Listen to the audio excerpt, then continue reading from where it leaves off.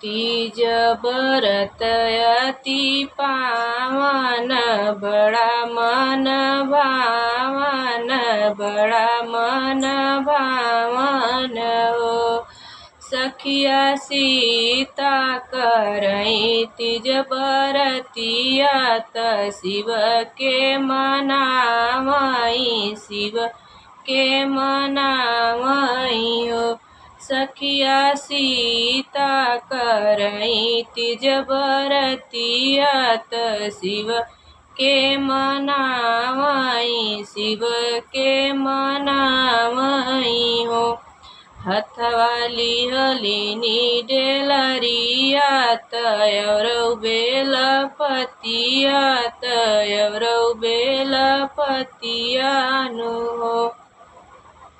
सीता चुनी चुनी फूलवा लियावै, त फलवा चढ़ावई, फलवा चढ़ावई हो।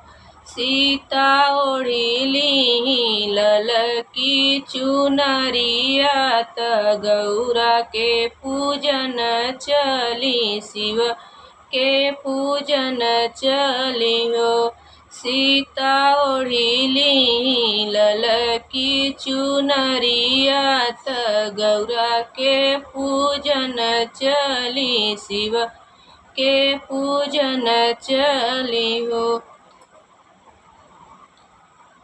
शिव जैसे बाहिनी तोहरी जे गौरा, अमर सेनुर बाहै, अमर सेनुर बाहै हो। शिव उहैवर हमके जे चाही, अमर सेनुर रहे, अमर सेनुर रहे हो। एतनी बचन शिव जे सुनले, त सुनत जे मगन भय, सुनतै मगन भय हो।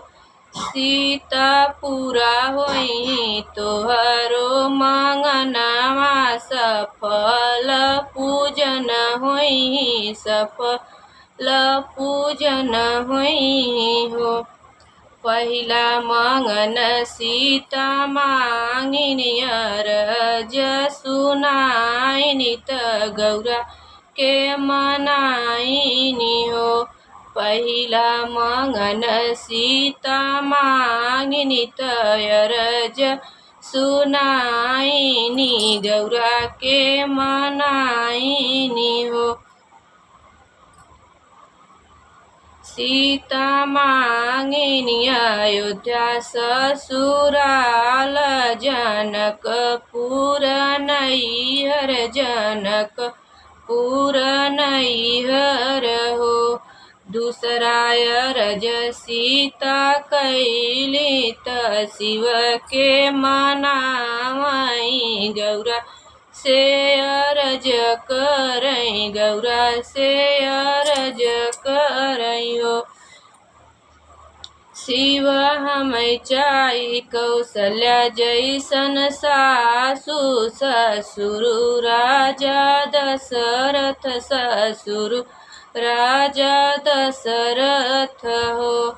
शिव हमें चाही कौशल्या सन सासु, ससुर राजा दशरथ, ससुर राजा दशरथ हो। तीसरा मंगन सीता मांगिनी, त गौरा से अरज कीनी, शिव से अरज करई हो।